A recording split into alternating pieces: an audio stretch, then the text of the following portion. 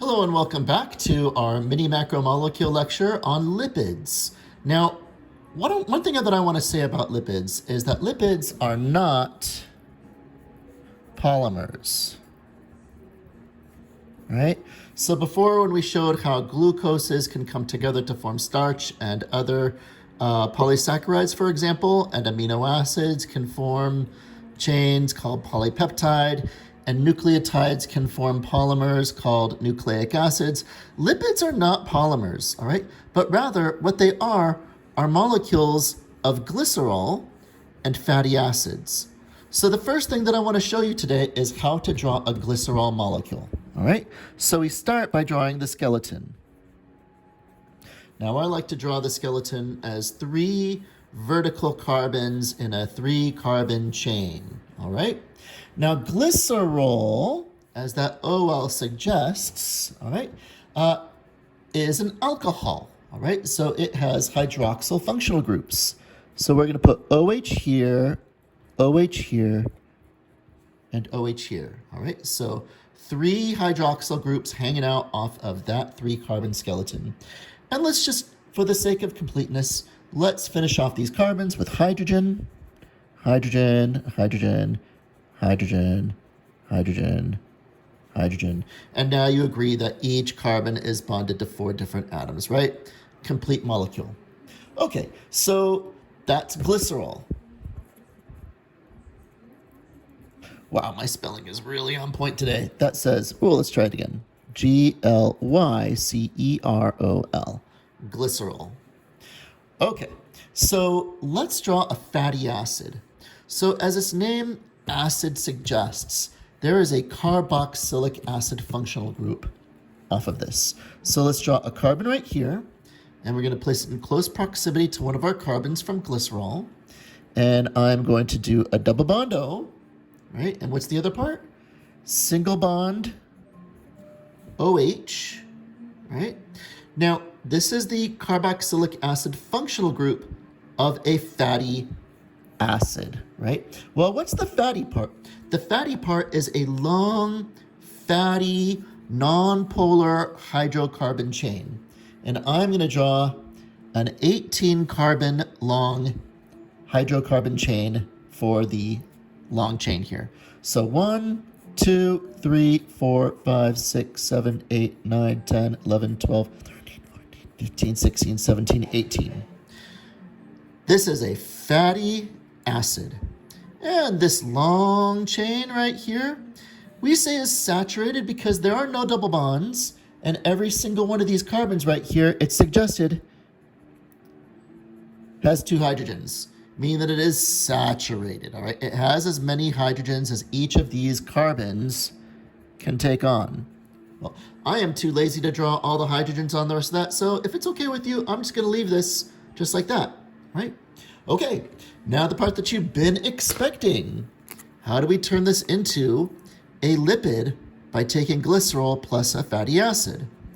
Do you see an opportunity for a dehydration reaction? Yes, of course you do, right? You're learning to expect this, all right? So there is water. Water goes away. And now we've got a bond that has which atom left between this glycerol right here and this fatty acid? It has that oxygen, right? Okay. Now let me show you a different kind of fatty acid, all right? We said that this long stearic acid fatty acid, this is stearic acid, by the way, 18 carbons long, totally saturated, right? Let's say we've got another fatty acid here. Whoops. That's a hydrogen. Boy, am I spelling today. And let's give it 1, 2, 3, 4, 5, 6, 7, 8, 9, 10, 11, 12, 13, 14, 15, 16, 17, 18. Oops, did I go one too far? I think I did. All right. So that's carbon 1, carbon 2, carbon 3. And let's say that this is a double bond right here. This would be an omega-3 fatty acid, all right? There is a single degree of unsaturation, right? So we took that out, and this is actually not going to be straight like this. This is actually going to be like a bent fatty acid, And we talk about what kinks in fatty acids do for the membrane solubility of a phospholipid bilayer, right? We talked a little about that in the structure of membranes. Can we undergo another? Of course we can, right? So we've got OH here, and oops, let's draw a little oxygen right there. Those can go away just like that can. And now we have not just a monoglyceride, but with the addition of a second fatty acid, we have a diglyceride. And what would we get if we had an additional fatty acid? A triglyceride, right? So eventually what's going to happen is we are going to get a 3-carbon molecule, right? And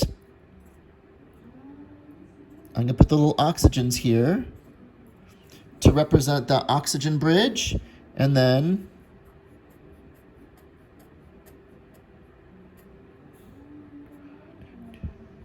one, 2, 3, 4, 5, 6, 7, 8, 9, 10, 18. 1, 2, 3, 4, 5, 6, 7, 8, 9, 10, 18. Now we have a lipid.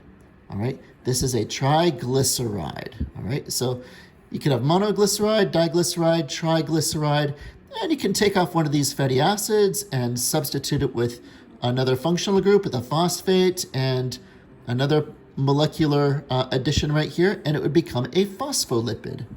But this is the basic structure of a lipid. It's made up of a glycerol and fatty acids. So what I want for you to do when you turn this in with your ALM, if you're in my class, is draw the structure of glycerol, draw the structure of a fatty acid, and then the dehydration reaction that makes that bond. Okay? All right. Have a great rest of your day.